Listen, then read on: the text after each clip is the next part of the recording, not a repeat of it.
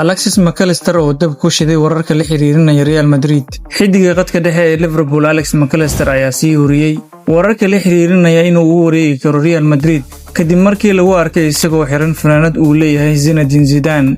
Arrintan ayaa ku soo aadaysa xilli Liverpool ay dhawaan heshiis cusub la saxiixatay Ryan Gravenberch, balse aan weli wax qandaraas cusub loo soo bandhigin McAllister, taasoo su'aal gelisay mustaqbalkiisa.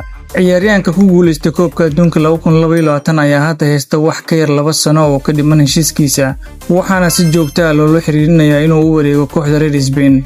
McAllister ayaa sidoo kale muujiyay tayadiisa marka uu la ciyaarayo Real Madrid, isagoo goolal ka dhaliyay kulamadii ugu dambeeyay ay kooxdiisu kaga hor imaaday kooxda Los Blancos. Xiisaha Madrid ee ciyaaryahankan ayaa ah mid la fahmi karo, maadaama uu leeyahay isku darka farsamo, shaqo badan iyo khibrad heer caalami ah, taasoo ka dhigaysa bartilmaameed muhiim ah suuqa kala iibsiga.